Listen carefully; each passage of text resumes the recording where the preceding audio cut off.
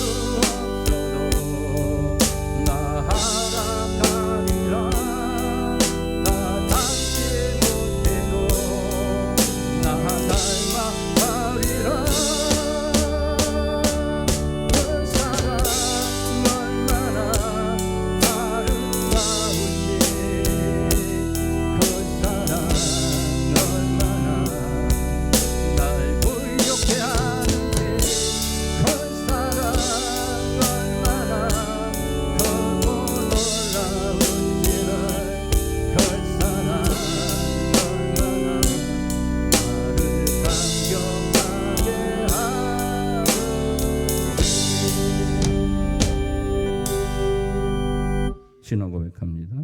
전능하사 천지를 만드신 하나님 아버지를 내가 믿사오며 우리 주 예수 그리스도를 믿사오니 이는 성령으로 잉태하사 동정녀 마리아에게 나시고 본디오 빌라도에게 고난을 받으사 십자가에 못 박혀 죽으시고 장사한 지 사흘 만에 죽은 자 가운데서 다시 살아나시며 하늘에 오르사 전능하신 하나님 우편에 앉아 계시다가 저리로서 산자와 죽은 자를 심판하러 오시리라. 성령을 믿사오며 거룩한 공의와 성도가 서로 교통하는 것과 죄를 사하여 주시는 것과 몸이 다시 사는 것과 영원히 사는 것을 믿사옵나. 아멘. 정기용 집사님께서 기도 인도해 주시겠습니다.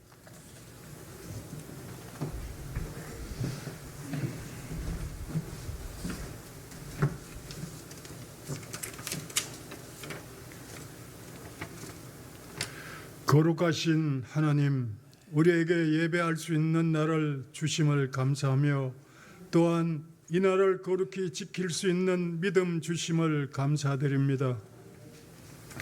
지난 한 주간의 삶을 살피며 숨겨진 모든 것을 내어놓고 회개하오니 용서하옵소서.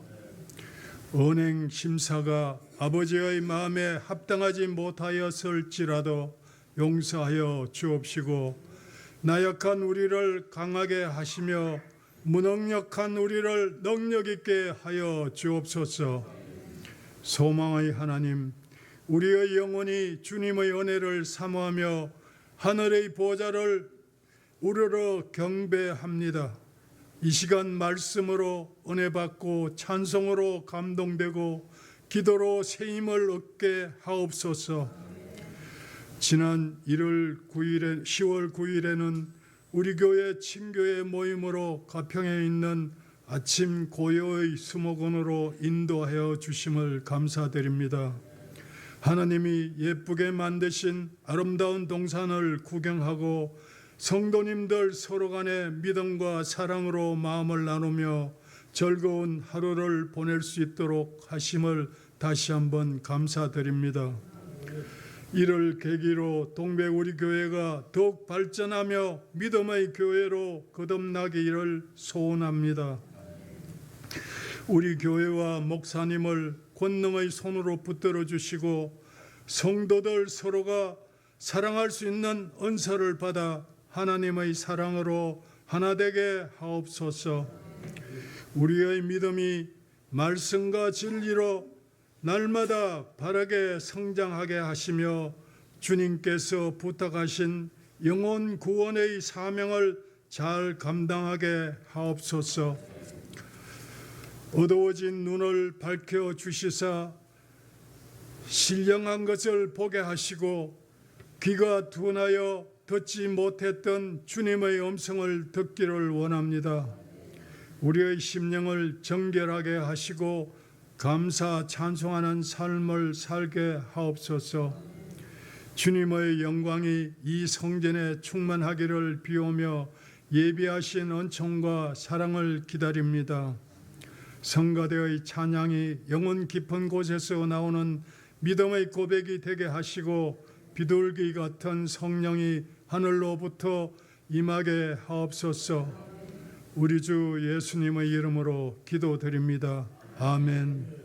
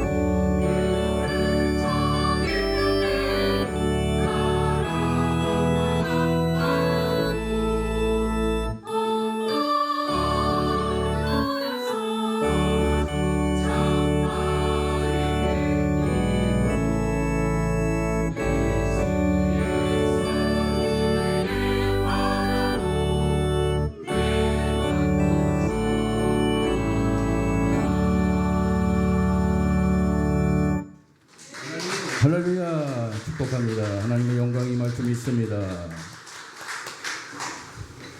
자, 오늘 우리에게 주신 하나님의 말씀은 히브리서 5장 히브리서 5장 6절부터 11절 말씀까지 10절 말씀까지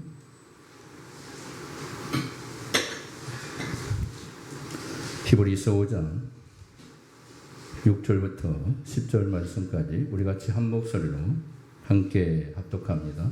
또한 이와 같이 다른 데서 말씀하시되 내가 영원히 멜기세덱의 반찬을 따르는 제사장이라 하셨으니 그는 육체에 계실 때에 자기를 죽음에서 능히 구원하실 이에게 심한 통곡과 눈물로 간구와 소원을 올렸고 그의 경건하심으로 말미암아 들으심을 얻었느니라. 그가 아들이 계시면서도 받으신 고난으로 순종함을 배워서 온전하게 되셨은즉 자기에게 순종하는 모든 자에게 영원한 구원의 근원이 되시고 하나님께 멜기세덱의 반찬을 다른 대제사장이라 칭하심을 받으셨느니라. 아멘. 할렐루야. 축복합니다. 옆 사람과 인사할까요? 하나님의 은혜가 충만하게 임할 줄 믿습니다.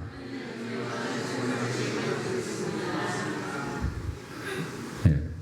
은혜 받을 마음을 준비해야 하나님 은혜를 주세요. 마음 꼭 닫고 있으면 성령님도 우리의 마음을 움직일 수가 없어요. 내가 열어야 돼요. 하나님 은혜 주세요 하고 말씀의 은혜를 주시고 성령께서 내 심령을 열어달라고 기도하셔야 돼요. 이런 충만한 은혜가 될 줄 믿습니다. 자, 오늘 말씀 제목 한번 크게 외쳐볼까요? 시작. 예수가 중심이 되게 하라. 자, 세상 사람들이 기독교인들을 향해서 한국에도 신이 많은데 왜 유대인들이 믿는 신을 섬기냐는 이런 말들을 합니다. 유대인들이 믿는 하나님을 믿는 게 아니라 성경이 믿는 하나님을 믿는 거지요. 유대 종교가 믿는 하나님은 율법적 하나님을 믿고 있잖아요. 구원의 하나님을 믿지 않고 있어요. 자, 그러니 꼭 예수를 믿을 필요가 없다는 그런 얘기로 세상 사람들이 우리에게 유혹합니다. 자기에게 유익을 주는 신을 찾아서 섬겨야 한다는 그런 얘기입니다. 자기를 불편하게 하는 신이라고 한다면 섬길 필요가 없고 그냥 버려도 된다는 그런 의미도 있습니다. 내 마음에 편한 종교, 신을 선택하라는 그런 말입니다. 그러면 왜 하나님께만 질질 그렇게 끌려다니느냐 이렇게 하면서 우리를 또 미혹하지요. 꼭 예수를 믿어야만 하느냐. 사람이 만든 종교는 신도 인간의 필요에 있다라는 사실을 강조합니다. 인간이 필요하니까 신이 존재한다는 거죠. 신도 내가 섬겨주지 않으면 없는 신이고 죽은 신이라고 이렇게 말합니다. 세상의 종교는 우주의 중심을 인간이 차지하고 있고 인간 중심으로 모든 우주가 움직인다고 얘기를 합니다. 내가 죽고 나면 신도 없어지고 편한 대로 살라는 그런 말이죠. 신에게 끌려다니지 말고 신을 끌고 가는 사람이 되라. 이게 종교의 믿음이다. 이렇게 세상은 가르쳐요. 자, 이걸 뭐라고 얘기하냐면 인본주의 신앙이라고 얘기해요. 인본주의 신앙은 구원받지 못해요. 왜냐하면 인간은 선악과를 먹고 스스로 신이 되었기 때문에 그렇습니다. 선악과를 먹고 난 후 인간은 자기 속에 하나님을 내밀고 그 자리에 자기 자신이 신이 되어버린 존재가 된 겁니다. 이게 인간의 타락한 모습입니다. 성경은 인간이 신의 자리를 차지한 것을 뭐라고 하냐면 그것은 바로 죄다 이렇게 정확하게 말씀해 주고 있습니다.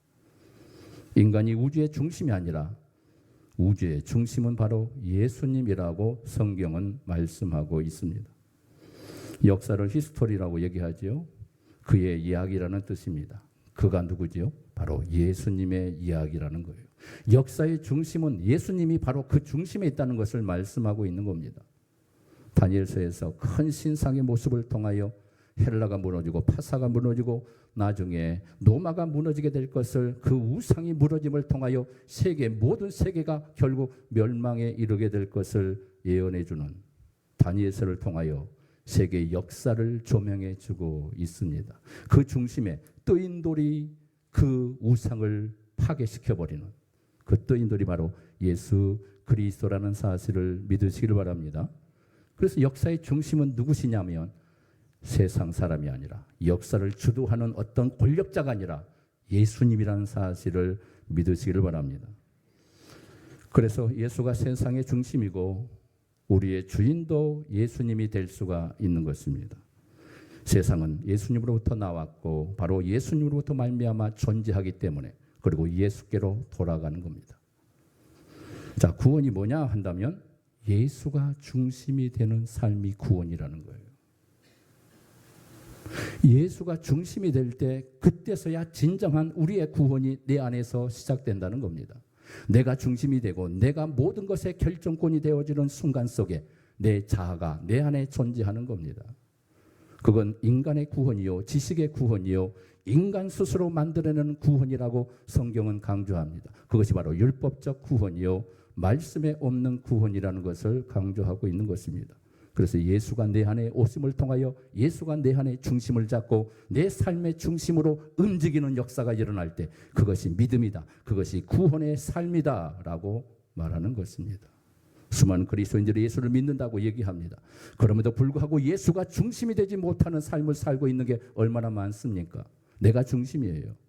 내 뜻대로 모든 것을 하고 있습니다. 내 생각이 중심이고 내 결정이 모든 것을 결정내고 있습니다. 예수가 중심이 되지 못합니다. 모든 게 나의 중심으로 움직이고 있습니다. 내가 싫으면 안 하는 거예요. 내가 좋을 때만 하는 겁니다.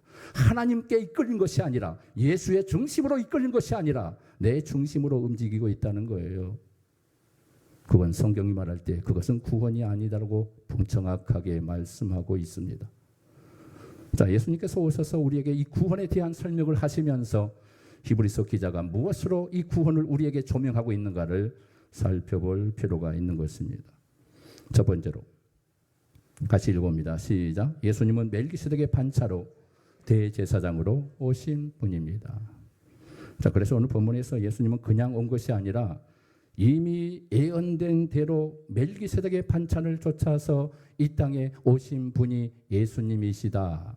자, 6절 말씀을 다시 한번 볼까요? 시작. 또한 이와 같이 다른 데서 말씀하시되 내가 영원히 멜기세덱의 반찬을 따르는 제사장이라 하셨으니, 여기서 반찬이라는 계통, 멜기세덱의 반찬이란 말은 다른 말로 멜기세덱의 족보, 그 계열이라고 이렇게 말을 해요. 예수님이 멜기세덱과 같은 계통에서 족보에서 오신 분이시다 이렇게 말하고 있는 것입니다. 그럼 멜기세덱이 누구인지 우리는 분명히 알 필요가 있습니다. 자, 우리가 예수님을 잘 알는다고 말씀하지만 멜기세덱에 대한 존재를 깨닫지 못하면 예수님에 대한 정확한 구원에 대한 진리를 터득하기가 굉장히 어렵습니다. 멜기세덱은 창세기에 딱 한 번 등장하는 존재입니다. 그리고 감추어져 버려요.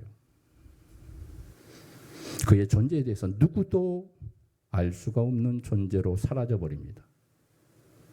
자, 그런데 신학에 와서 예수님을 일컬어 누구라고 얘기합니까? 멜기세덱의 반찬을 쫓아서 따라서 오신 분이라고 말씀하고 있다라는 사실입니다.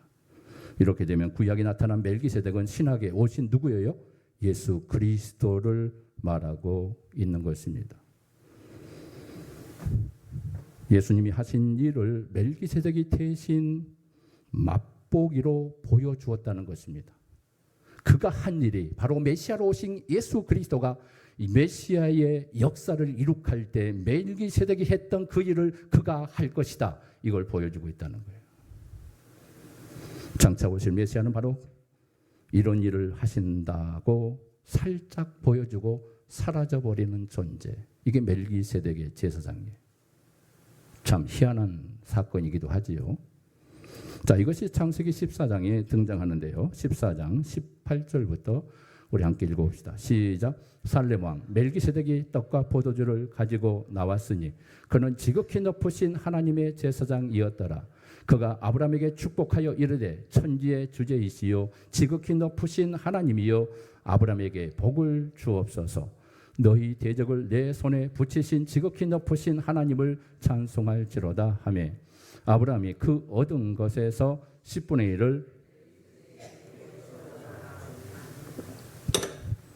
자, 멜기세덱이 정말 누굴까?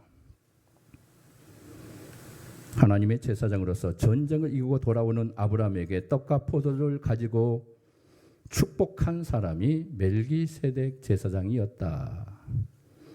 아브라함 시대에 큰 전쟁이 일어났다고 해요. 내가 살기 위해서 남을 죽이는 것이 전쟁이고, 구약이나 우리의 모든 고대사를 보게 되면 전쟁의 시대예요. 그래서 고달픈 시대를 살았던 겁니다.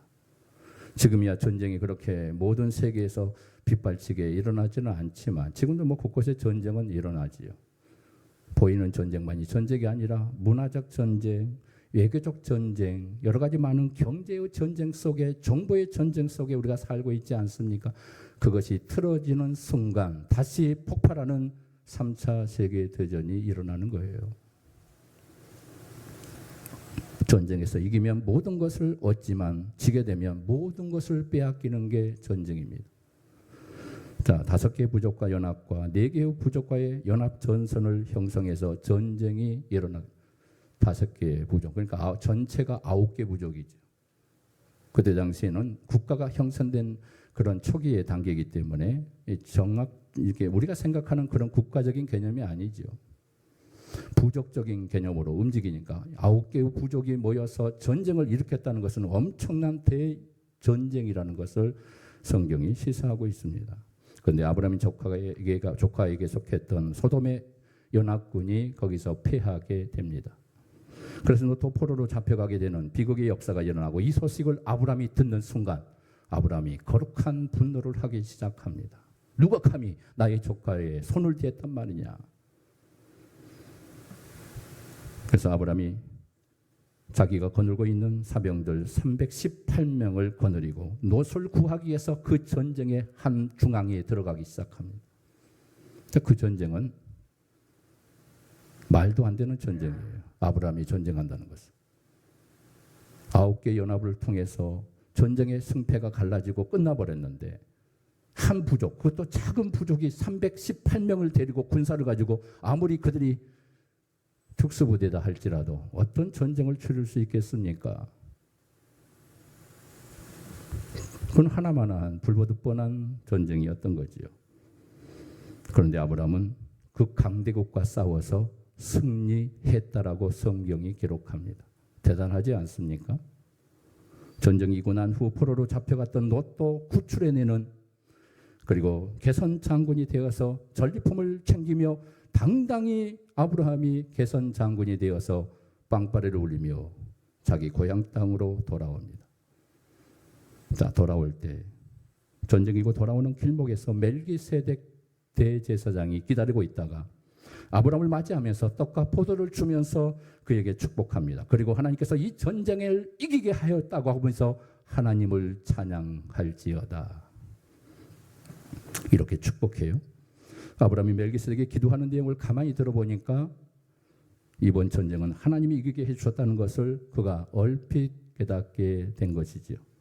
아브라함이 그 소리를 듣고 가만히 생각하면서 그래서 우리가 쉽게 이것을 이길 수 있었구나. 하나님이 자기 대신 싸워주신 것이어서 내가 이길 수 있었다는 사실을 아브라함이 비로소 깨닫게 됩니다. 그리고 순간 전리품의 모든 것을 멜기세덱에 주면서 11조로 들었다고 얘기하지요. 아브라함이 멜기세덱에게 당신은 누굽니까? 라고 물을 때 자신은 하나님의 제사장이라고 말을 했다고 합니다. 이 아브라함이 얼른 전리품으로 11조를 드리고 11조를 드렸다는 것은 다 드렸다는 거예요. 아브라함이 왜 멜기세덱에게 전리품을 드렸을까요? 이 전쟁은 내가 승리한 것이 아니라 하나님이 승리하셨다는 것을 이 제사장을 통해서 보여주신 거예요. 하나님이 교만에 빠진 아브라함에게 그에게 진정한 승리의 의도가 무엇이며 하나님이 왜 이 전쟁에서 승리케 하셨는가를 가르쳐 주셨던 겁니다. 이 전쟁은 너의 승리가 아니야. 나의 승리야. 내가 싸운 거야. 이렇게 얘기한 거예요. 하나님이 아브라함에게 멜기세덱을 통하여서 이 놀라운 사건을 보여주셨던 겁니다. 자, 두 번째로 다윗을 통해서 영원한 제사장으로 오신다고 예언한 말씀이 두 번째로 등장합니다. 자, 시편 110편을 한번 보겠습니다.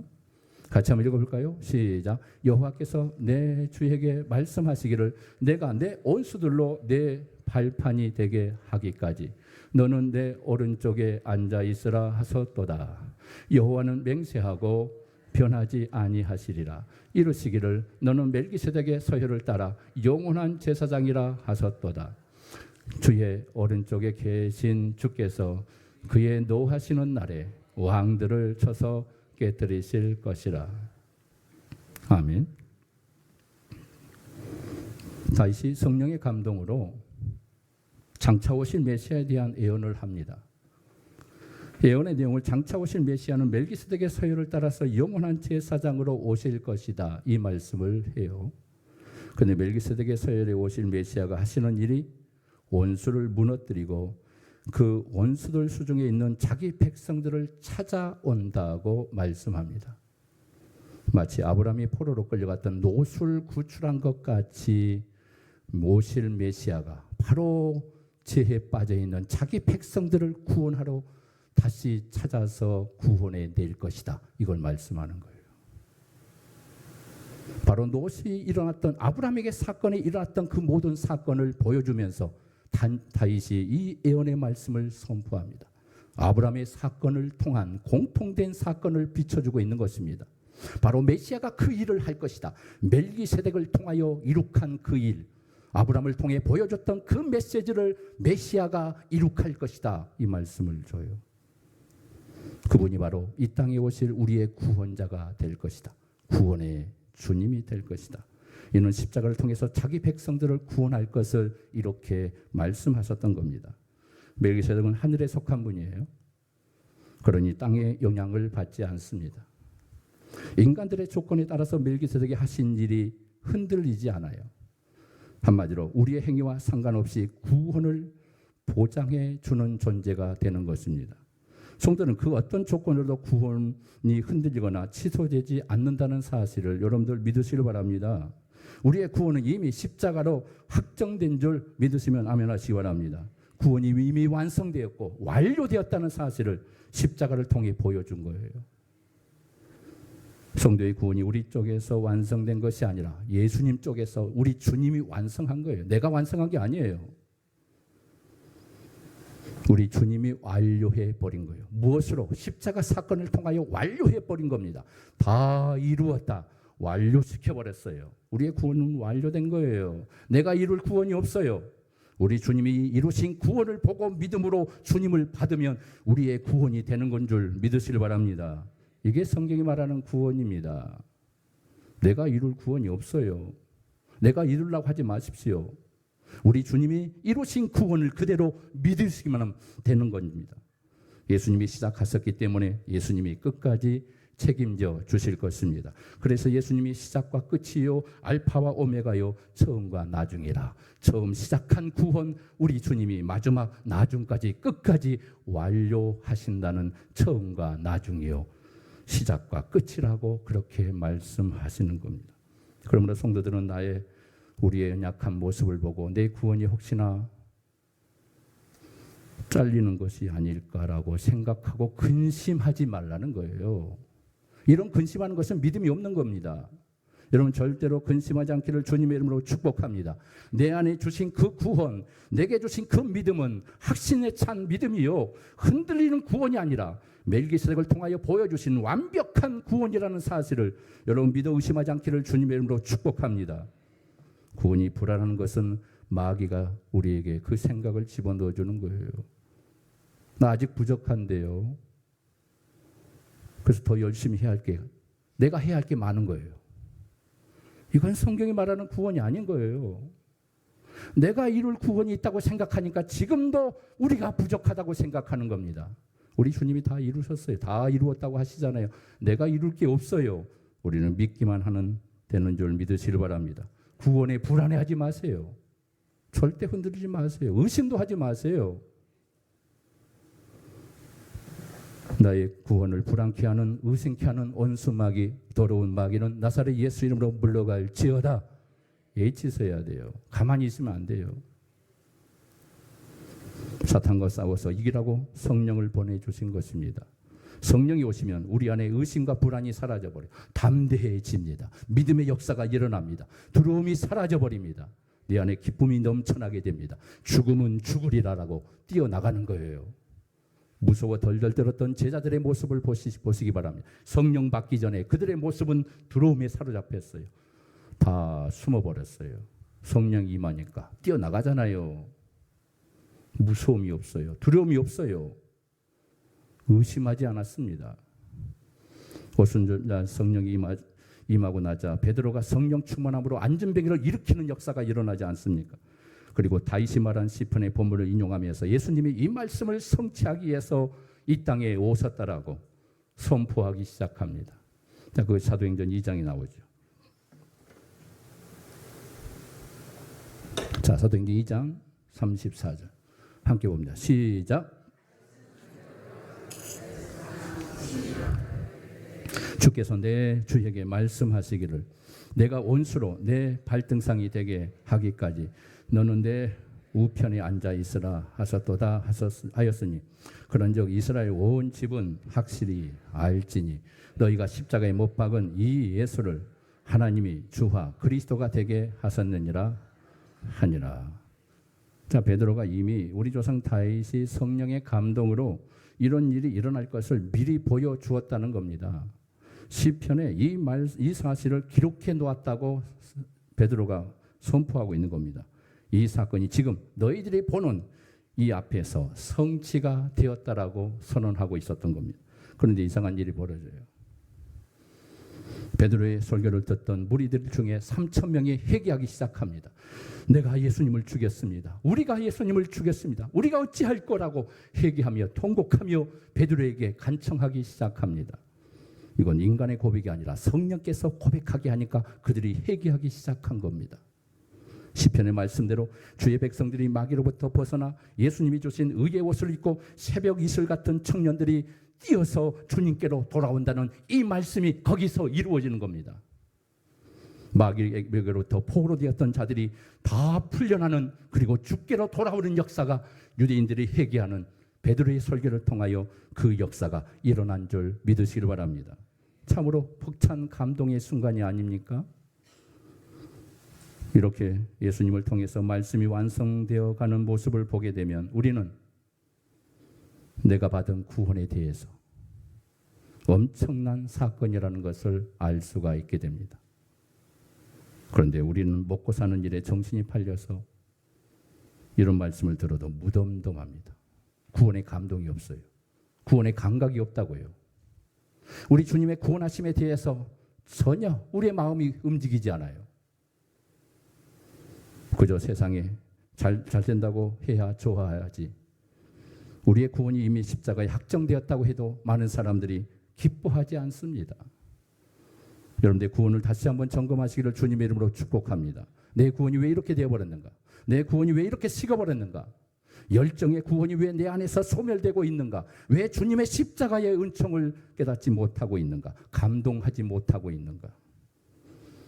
여러분, 우리가 교회 다니고 예수 믿는 것이 무엇 때문입니까? 이 세상 것 때문에 예수 믿습니까? 우리가 평생 동안 교회 다니고 예수 믿는데도 천국까지 못한다면 그것처럼 비극적인 사건이 어디 있습니까? 왜 예수를 믿습니까? 왜 교회 나와야 합니까? 우리가 가는 천국 아닙니까? 천국이 있기 때문에 우리가 지금 이 고생을 하고 있지 않습니까?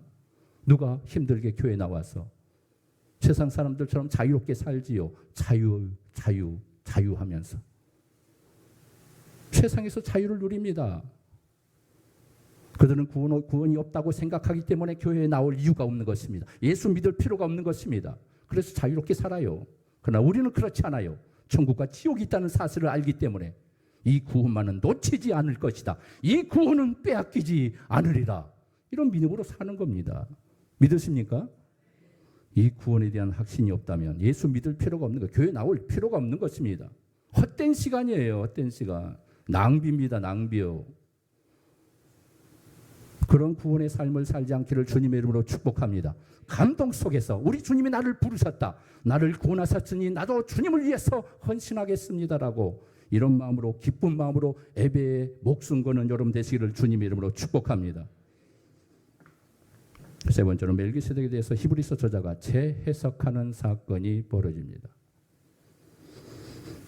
자, 히브리서 저자가 성령의 감동으로 멜기세덱을 보았습니다. 그리고 히브리서 7장 1절과 4절에서 이런 말씀을 합니다.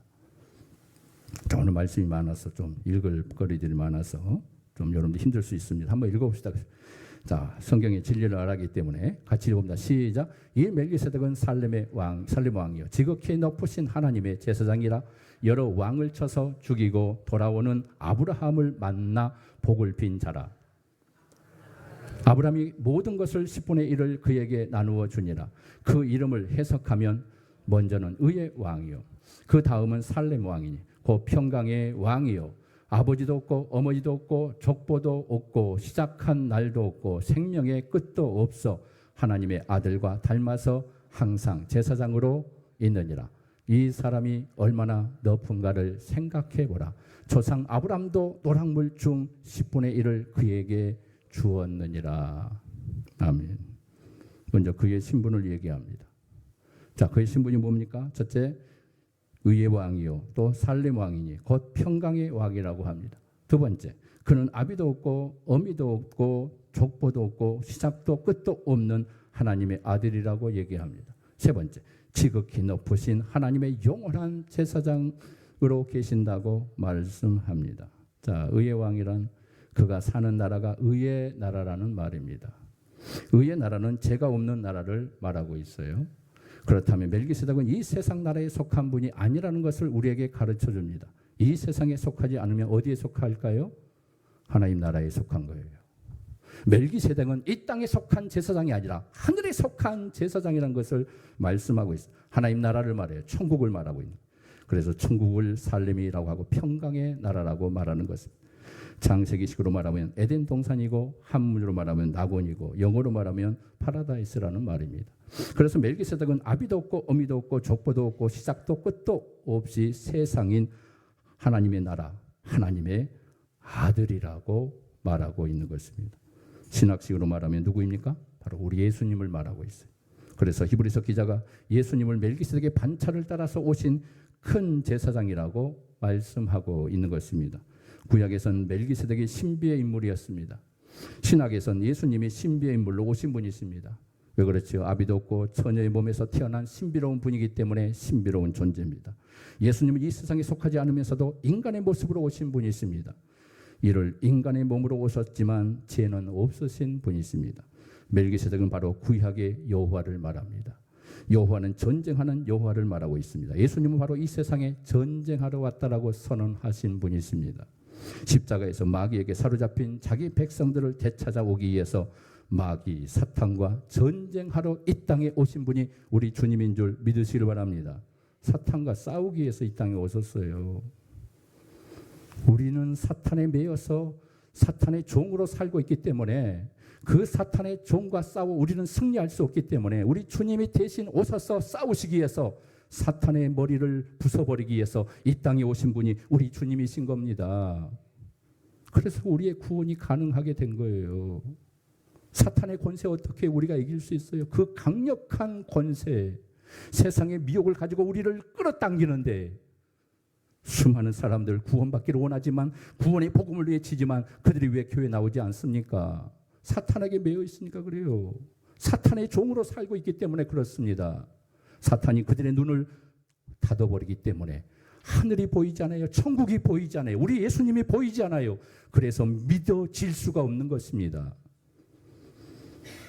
십자가에서 뱀의 머리를 깨트려 버리신 우리 주님, 죄와 사망의 권세를 깨트려 버리시는 우리 주님, 그래서 예수님이 십자가에 죽으실 때 죽은 자들이 살아나는 일들이 일어나게 된 것입니다. 사망이 하나님의 백성들을 내어 놓았던 것입니다. 이것을 일평생 죽음의 종도를 했던 하나님의 백성들을 놓아준 사건이 벌어진 것입니다. 그렇다면 예수님이 하는 전쟁은 곧 구약에 나타난 아브라함과의 전쟁이 동일하다는 것을 보여줍니다. 아브라함의 전쟁을 누가 했습니까? 멜기세덱이 대신했다는 겁니다. 하나님이 하신 거예요. 멜기세덱은 하나님이기 때문에. 내가 했다라는 거예요. 내가. 그렇기 때문에 아브라함이 전쟁에 이긴 전리품을 멜기세덱에게 드릴 수밖에 없었던 겁니다. 거기서 하나님을 본 거예요. 하나님께서 멜기세덱을 통해 신학에 나타난 십자가의 승리를 아브라함이 본 것입니다. 그래서 하나님으로 인정하게 된 것입니다. 그래서 우리 주님은 네 번째로 예수님이 어떻게 싸워서 성도를 구원하셨는가? 예수님께서 자기 백성들을 구원하는 것은 전쟁 이야기로 비유하고 있습니다. 마태복음 12장에 보면 이런 말씀이 나옵니다. 자, 볼까요? 한번 시작. 그러나 내가 하나님의 성령을 힘입어 귀신을 쫓아내는 것이면 하나님의 나라가 이미 너희에게 임하였느니라. 사람이 먼저 강한 자를 결박하지 않고서야 어떻게 그 강한 자의 집에 들어가 그 세간을 강탈하겠느냐. 결박한 후에야 그 집을 강탈하리라. 자, 예수님이 귀신이 들려서 맹인과 벙어리가 된 자를 고쳐주시지요.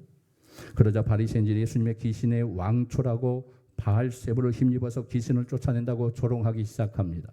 이 예수님이 자기들끼리 분쟁을 하면 어떻게 나라가 든든히 설 수 있겠느냐 하면서 내가 귀신의 힘을 통해서 귀신을 쫓아낸 것이 아니라 성령의 능력으로 귀신을 쫓아낸다라고 말씀해요.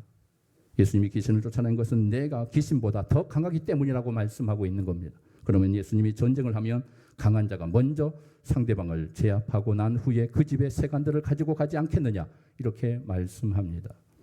이건 마치 과거에 여러분 야인시대 드라마에 보면 김두한이가 오야분과 싸워서 박살내고 그 조직을 다 물리치고 그 조직을 접수하는 것처럼 우리 주님이 이 땅에 오셔서 사탄의 권세를 다 결박하고 우리 주님께서 하나님의 백성들로 우리를 삼아주신 놀라운 역사가 바로 그 역사인 것입니다.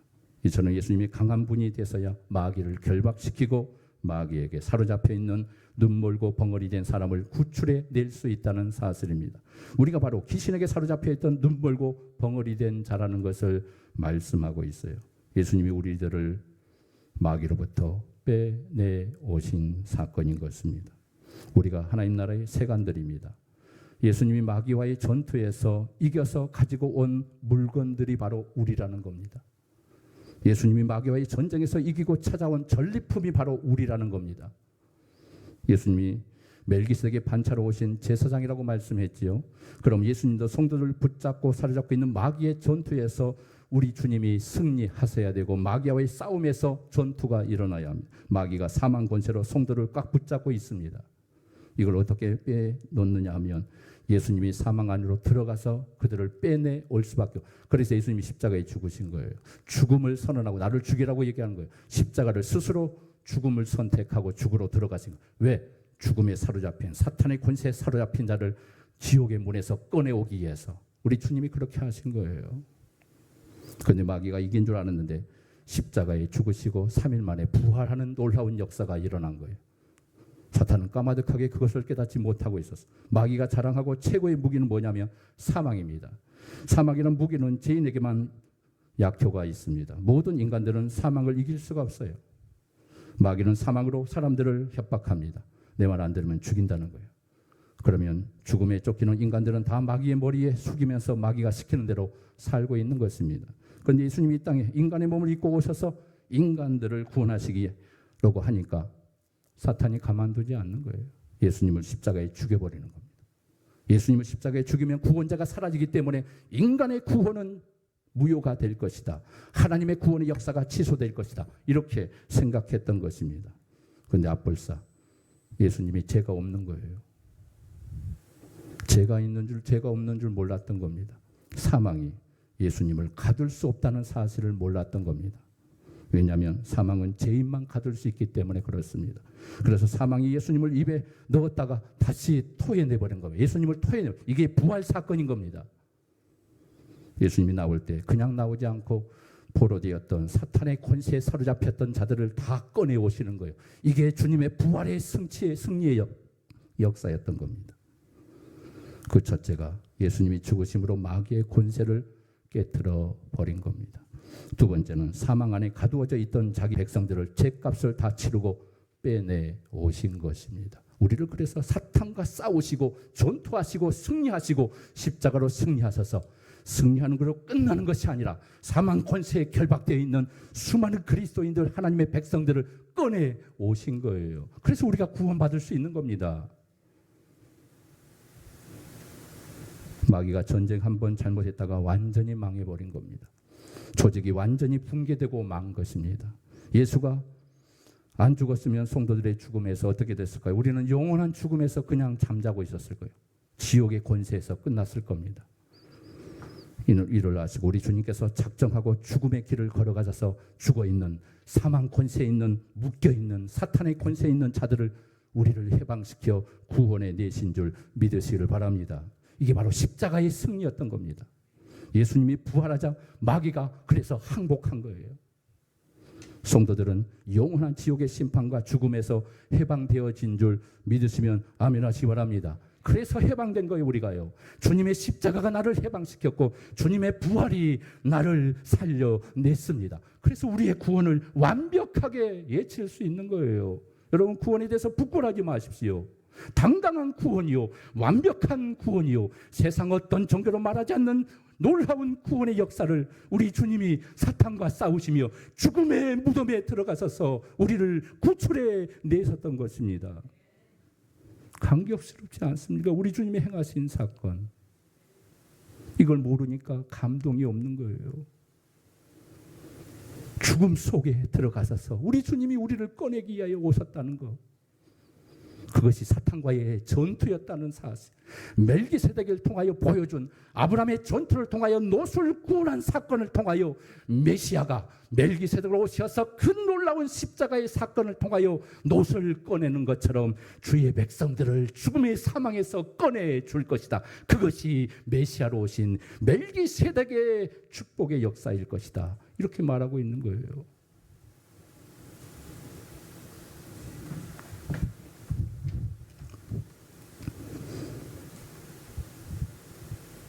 성도는 예수님이 전쟁에서 승리한 전리품으로 구원을 받은 겁니다. 우리 모두가 마귀의 포로 잡혀갔다가 예수님이 십자가에 뱀의 머리를 깨뜨리고 승리하시게 되심을 통하여 찾아온 자들이 된 거예요. 우린 구경만 하고 있는데 예수님이 마귀와 싸워서 마귀가 코피가 터지고 예수님께 항복함을 통하여 우리에게 이 승리를 주신 겁니다. 우리의 구원이 그냥 이루어진 게 아니라는 거예요.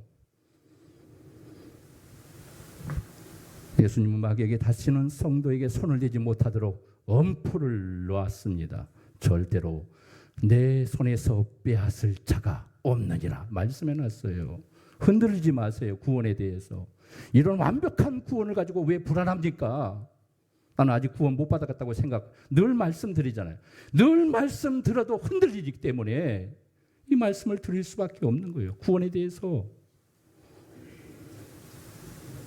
예수님은 마귀에게 다시는 성도들에게 대해서 이 승리에 대한 구원의 확신을 선포하신 겁니다. 이게 멜기세덱 반차로 오셔서 우리를 구원해 주신 예수님의 능력인 것입니다. 이제부터 어떤 것으로도 성도의 구원을 빼앗을 자가 없다는 사실을 믿으시기를 바랍니다. 예수님이 친히 지금도 우리를 위해서 하늘 보좌 우편에서 간구하고 계십니다. 성령님을 보내주셔서 그분을 통하여 계속하여 믿음을 주시고 우리를 인쳐주시고 구원을 완성시켜 주실 것입니다. 신앙생활은 그래서 주권을 예수님께로 이양하는 거예요. 주인이 바뀌는 거예요. 이게 구원이에요. 내가 주인처럼 살았던 삶을 버리고 우리 주님이 이제 내 주인이 되어 주십시오. 이 단순한 구원의 원리를 왜 많은 성도들이 깨닫지 못하고 자기가 주인이 되어 계속하여 예수를 믿는다고 생각하는 겁니까? 이제는 예수님이 내 주인이라고 내 인생의 주인으로 바꾸셔야 돼요. 이 전환이 되지 않으면 나는 아직 구원의 삶을 살지 않고 있는 거예요. 아직도 내가 주인이요, 내가 신이에요, 내가 하나님입니다.